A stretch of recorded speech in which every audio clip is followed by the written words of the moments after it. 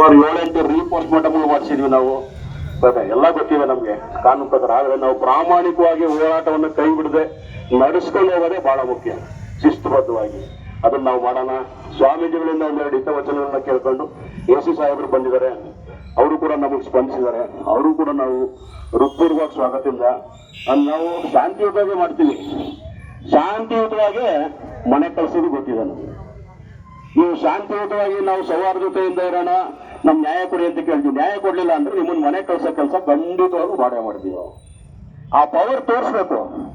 ಮನೆ ಕಳ್ಸೋ ಟೈಮಲ್ಲಿ ಹೆಂಡ ಕೊಡ್ರಿ, ದುಡ್ಡು ಕೊಡ್ರಿ ಅಂತ ಈಸ್ಕೊಳ್ಳೋದು, ಓಟ್ ಹಾಕ್ಬಿಡೋದು. ಆಮೇಲೆ ನಾವು ಅಯ್ಯೋ ಯಾರು ಬರಲ್ಲ, ಯಾರು ಕೇಳಲಿಲ್ಲ, ಅನ್ಯಾಯ ಆಗೋಗ್ಬಿಟ್ಟದೆ ಅಂತ ಕೊರ್ಕೊಂಡು ಕೂತ್ಕೊಳ್ಳೋದು. ಯಾಕಪ್ಪ ಬೇಕದು? ಈ ಎಲ್ಲಾ ಗ್ರಾಮಗಳಲ್ಲೂ ನೀವು ಬ್ಯಾನರ್ ಹಾಕ್ರಿ, ನಾವು ದುಡ್ಡು ತಗೊಳಲ್ಲ, ಹೆಂಡ ಸಾರಾಯಿ ತಗೊಳಲ್ಲ, ನಾವೆಲ್ಲ ಸಮುದಾಯದವ್ರು ತೀರ್ಮಾನ ಮಾಡಿ ನಮ್ಮ ಸಮುದಾಯ ಹಿತಾಸಕ್ತಿಗೆ ಮಾತ್ರ ನಾವು ಓಟ್ ಮಾಡ್ತೀವಿ ಅಂತ ತೀರ್ಮಾನ ತಗೊಳ್ರಿ ಸಾಕು. ನೀವು ಯಾವ ಪಕ್ಷಕ್ಕಾದ್ರೂ ಮಾಡ್ಕೊಳ್ರಿ, ಒಂದು ತೀರ್ಮಾನ ತಗೊಳ್ರಿ ದಯವಿಟ್ಟು. ಓಟನ್ನ ಮಾಡ್ಕೋಬೇಡ್ರಿ. ಈ ಓಟನ್ನ ಮಾಡ್ಕೊಳ್ತಕ್ಕಂಥ ರಾಜಕೀಯ ಇದೆಯಲ್ಲ, ಆ ರಾಜಕೀಯದಿಂದಲೇ ಇವೆಲ್ಲ ಅಟ್ರಾಸಿಟಿಗಳು, ಅನಾಹುತಗಳು ನಡೀತಾ ಇರೋದು. ನೀವು ಓಟನ್ನ ಗಟ್ಟಿ ಮಾಡ್ಕೊಂಡ್ರೆ ಯಾರು ನಮ್ಮ ಮೇಲೆ ಅಟ್ರಾಸಿಟಿ ಮಾಡಕ್ ಆಗೋದಿಲ್ಲ. ಎಲ್ಲ ಸಮುದಾಯಗಳು ನಾವು ಅಷ್ಟೇ, ನಾವು ಬಹಳ ಸ್ಪಷ್ಟವಾಗಿ ಹೇಳ್ತೀವಿ. ಬೇಕಾದ್ರೆ ನಾಯಕರನ್ನು CM ಮಾಡ್ಬೇಕಾ ಮಾಡ್ತೀವಿ, ಮಾದಿಗರನ್ನು CM